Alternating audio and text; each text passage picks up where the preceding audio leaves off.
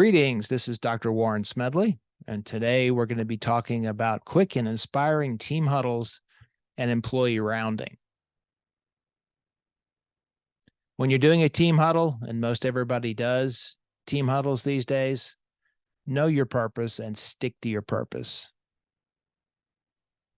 Plan your team huddle in advance, be prepared, and keep it brief. Make sure it's a brief huddle. They should be less than 15 minutes typically. And you want to keep it open and non-judgmental. It's important that you allow this to be a time for the entire team to feel comfortable sharing information with each other. It may be patient handoff, it may be shift change, it may be other kinds of team huddles, but you want everyone to feel that they are empowered to share information, even if that information may not be favorable. You want everyone to feel empowered to and free to share important information that the team needs to know in order for the team to be successful. You want to keep your team huddle focused on the topic you've chosen. You want to be encouraging. You want to encourage people to be open and to share. You also want people to feel free to ask questions. You want to make sure everybody understands what information was shared, what actions are needed, how to take those actions, and you need to create an environment that's non-judgmental and open so that people feel free to ask questions or share information. You need to check for understanding. Make sure that people understand what the assignments are coming out of the team huddle. This is also a great opportunity to do employee rounding. And some of you may do employee rounding now. Some of you may be familiar with the Studer Group employee rounding principles. If you're not, take a look at it because it's really good material. Your team probably knows a lot more about what is working and what is not working on your team than you do if you're the manager.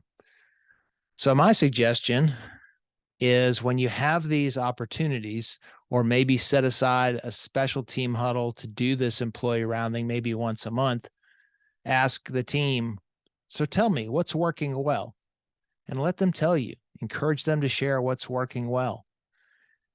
Ask them, does anyone need to be recognized? If there are people that have done something special or above and beyond the call of duty, you need to recognize them, and you want to make sure that those people who do well are rewarded, at least verbally rewarded for what they're doing. You want people to know that you're proud of them and you're grateful for them doing a good job.